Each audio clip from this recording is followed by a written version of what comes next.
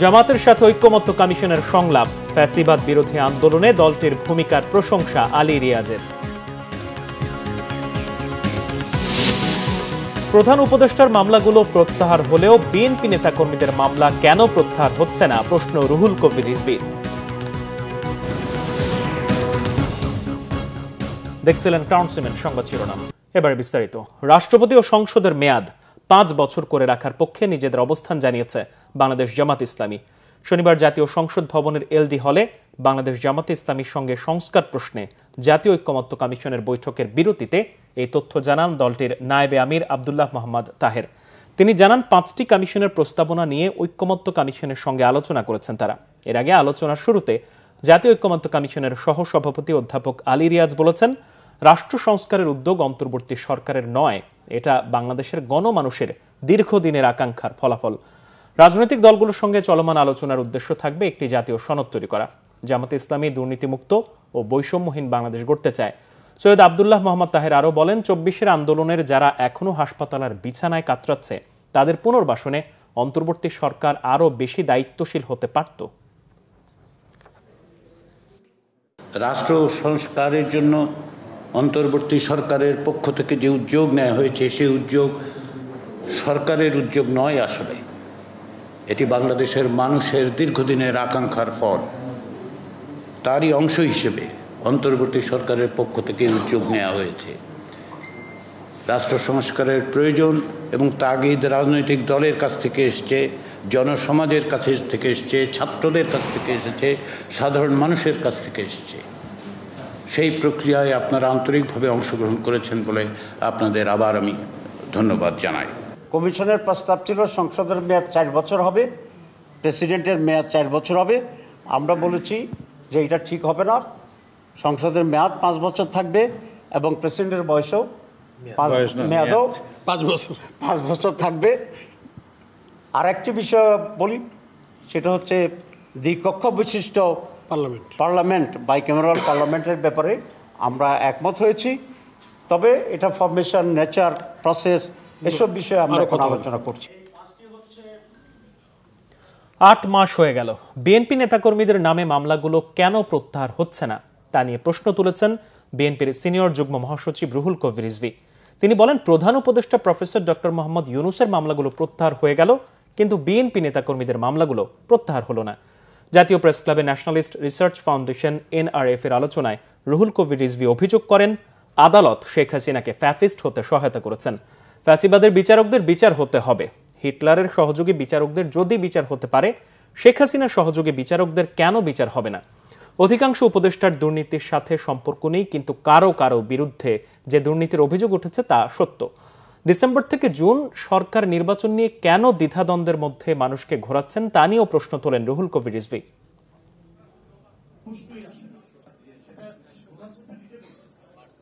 পেন্ডুলামের মধ্যে ডিসেম্বর না জুন, এর মধ্যে দোল খাচ্ছে কেন? এটা সুস্পষ্ট করুন, এটা কথা বলতেই পারে। আর আমরা যেটা বলতে চাই, 60 লক্ষ মামলা, আমি জানি না যে আমাদের মামলা প্রত্যাহার হয়েছে। আমাদেরকে দিনের পর দিন, মাসের পর মাস কোর্টের বারান্দায় আমাদেরকে লেফট রাইট করতে হয়েছে, আমাদেরকে কুইক মার্চ করে ওখানে হাঁটাহাঁটি করতে হচ্ছে, নির্মম ভাবে আমাদেরকে এজলাসের মধ্যে দাঁড় করে রেখেছে। ম্যাজিস্ট্রেট, যে আমার ছোট ভাইয়ের চেয়ে ছোট ভাই, তার কি নির্মম নিষ্ঠুরতা! সে আমাদেরকে, যদি আমরা বেঞ্চে বসি, সে ধমক দিয়ে বলতো যে কাঠগোড়ায় বসা।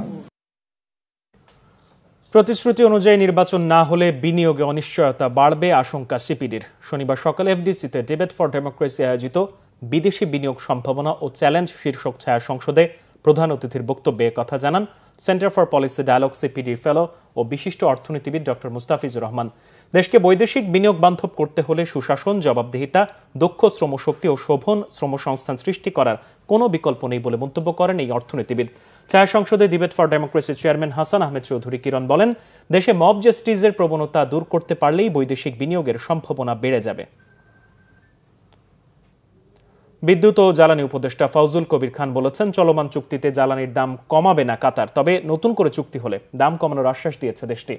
শনিবার বিদ্যুৎ ভবনে forum for energy reporters Bangladesh আয়োজিত সেমিনারে এই তথ্য জানান তিনি। বলেন, বিদ্যুৎ উৎপাদনকারী প্রতিষ্ঠানগুলোর সঙ্গে মতবিনিময় হচ্ছে, দাম কমানোর বিষয়ে আলোচনাও হচ্ছে। মাতারবাড়ি বিদ্যুৎ কেন্দ্রের ট্যারিফ প্রতি ইউনিট 8.5 টাকার মতো নির্ধারণ করা হয়েছে। এটাকে আদর্শ ধরে অন্যান্য কয়লা বিদ্যুৎ কেন্দ্রগুলোকে দর নির্ধারণের তাগিদ দেওয়া হচ্ছে। এ সময় জ্বালানি বিশেষজ্ঞ অধ্যাপক ডক্টর ইজাজ হোসেন বলেন, যতটুকু ক্যাপাসিটি আছে তার থেকে 3 গুণ উৎপাদন বাড়াতে হবে। আর সিপিডির গবেষণা পরিচালক খন্দকার ডক্টর গোলাম মোয়াজ্জেম বলেন, 2004 সালের জ্বালানি নীতির কার্যকারিতা এখন আর নেই।